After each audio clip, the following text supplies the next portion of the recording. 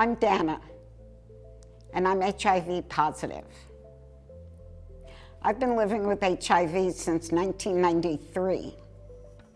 And how I contracted HIV was because I was a person who injected drugs, heroin specifically. And back then, not a lot of people knew a lot, but what we did know was people were dying. One day we'd see somebody and the next day we wouldn't see them anymore. And at that time, the life that I was leading, being addicted to heroin, I didn't really notice current events in the same way that you might when you sit down and watch the news. Addiction is something that's all-consuming. But how I found out I was HIV positive was really by getting very sick and ending up in the hospital. And back then, you had to consent in writing to take a test. And I had endocarditis, which was an infection in my heart. And pretty much, I think the hospital staff knew or suspected that I was HIV positive, and they tested me for HIV.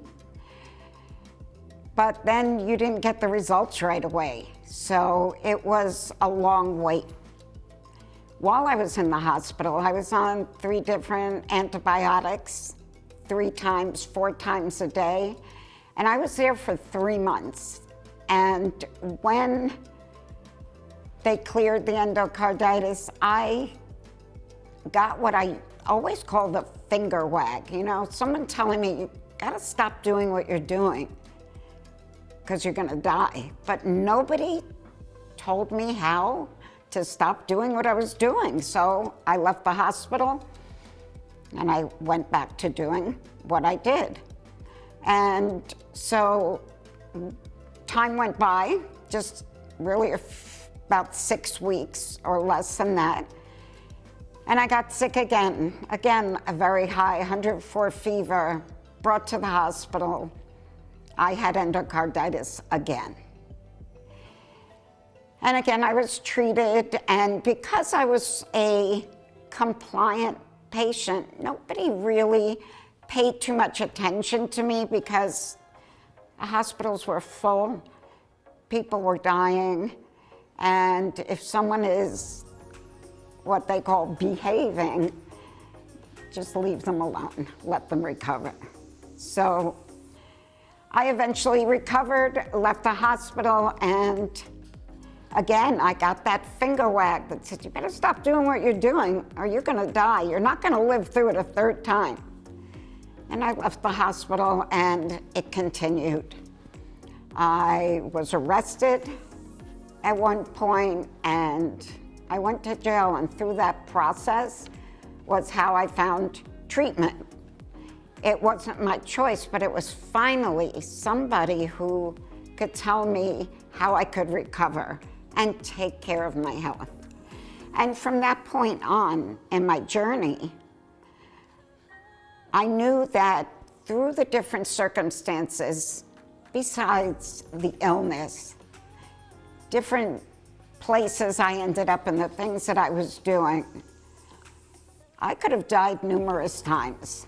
And so when I lived, I knew there must have been, I felt there was a purpose. I lived for a reason, and that was to do this work, to tell my story, to give somebody else hope, to work in the field of HIV and addiction. And I knew that all it took was somebody else who you could relate to, so you didn't feel so alone. And I felt comfortable telling my story, so I did. And I continued, got a job in the field, and have been working at that job for 27 years. And living a healthy-ish kind of lifestyle as much as we could live. I know that I'm taking care of my HIV. I take care of my health. I have my amazing children and my family and friends, and all that was put on pause during my addiction and while I was so ill.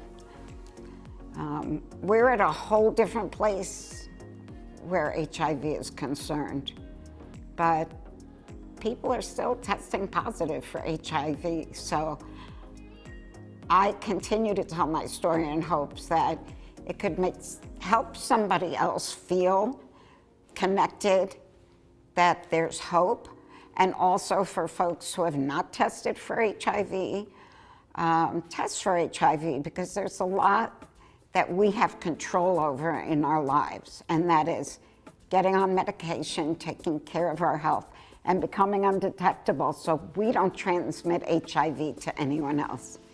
But you can only do that if you get tested. So that's part of my story. My story is pretty long, and I'm willing to share more of it with you. So if you're someone who's scared of testing for HIV or scared of medications, or you know your status and you don't have anyone to talk to, please reach out to me through this campaign. That's what it's all about. And all of us are here, and here for you.